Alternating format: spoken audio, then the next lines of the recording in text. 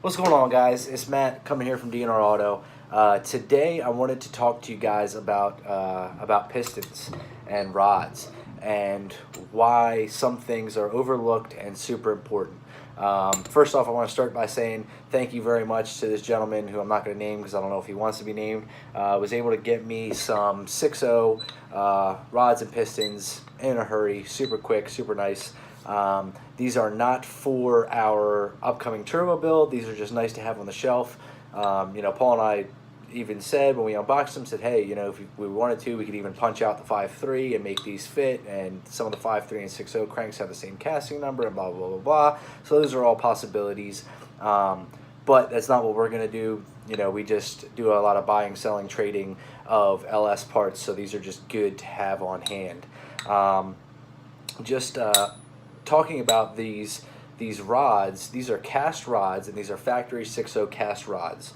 Now, what's important here, and important to know when dealing with this, especially if you're going to be taking it apart, just taking apart your rods or taking apart your bottom end or shipping them or doing anything with them.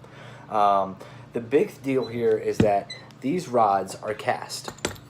So what happens is these rods here are cast as one piece. Now, I'm not, I don't know the exact process. I haven't been in the manufacturing, vicinity of these rods actually being made. But I can tell you that what happens is these rods are cast as one piece, and then they are broken. And once they are broken, let me pull out of the box here, you then get these caps, or what I'm going to call caps, or whatever you want to call them. So, bam, right? You've got it. Now, what's important is that when you're taking apart your engine or taking apart your bottom end, or you've got some rods laying around or some pistons laying around, is that you mark these and stamp them. You can either, some folks will stamp them, take a little stamp with a number, or they'll mark with a paint pen. They will do something that way you always know what cap goes to what rod. And the reason for that is because, as you can see, these are broken. So the pattern in which they break, no two is going to be exactly the same. It would be very, very, very hard for all of them to break exactly the same. Now, this is a problem in these cast rods and these cast factory GM style things. In aftermarket rods, the process may be different, whatever, but general rule of thumb, good practice is always mark the rod and the cap together, so then that way you know which one goes to which. Now, why is that important? Well, it's important because this box that I just opened up here has 8 rods and 8 caps. How am I supposed to know which ones go together? Well, they're not marked. So I literally, I'm going to have to go through and match the pattern. I'm going to have to sit these on each one of these and find the best match. And actually, this one looks pretty good. Let me look from the other side here. This one's pretty close. This one might actually be it, which would be amazing because I just pulled it out of a box randomly.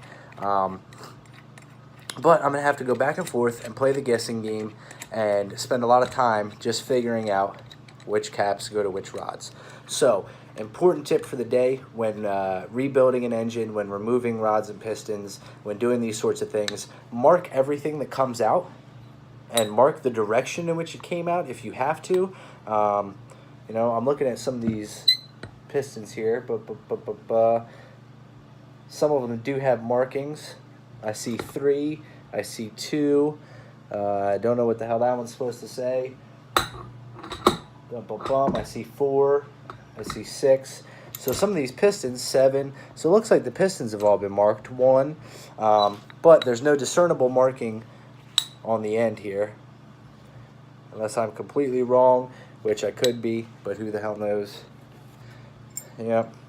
Yeah, see, they've all got a 3 stamped on the side of them, but no other discernible marking to tell me which one's which. I'm going to go through a couple of them here and see if I can find them. Yeah, they all just have a 3 marked on them.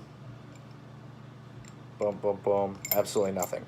So, super important that you guys double check this and make sure when you're disassembling an engine this is a mistake that can easily be made if you've never done it before, is go ahead and mark these things when they come out, so that way when they go back together, the broken pieces fit perfectly.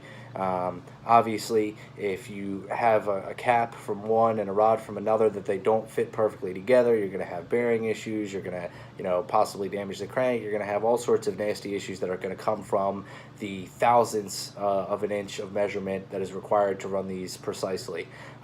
Simple little thing, not a big deal. Like I said, I'm not mad at the guy. You know, he got me a great deal. He got them over here real quick, so I'm very happy to have these in our inventory. Just now I got to spend a little time going through this, and I figured it'd be a great moment to share with you guys at home, in case you've never done it before, or in case you're looking at doing it, you know, of what you can expect, and a little tech tip to help you, you know, do it more efficiently and get it done the right way the first time. So thanks for tuning in, guys. Make sure that, as always, if you like any of our videos, you click the like, you click subscribe to stay up to date. We're going to be doing LS builds, we're going to be doing Jeep builds, we're going to be doing off-roading, we're going to be doing drag racing, we're going to be doing regular stuff, we're going to be doing classic cars, everything else. So make sure you guys check it out, click like and subscribe, and thank you for tuning in.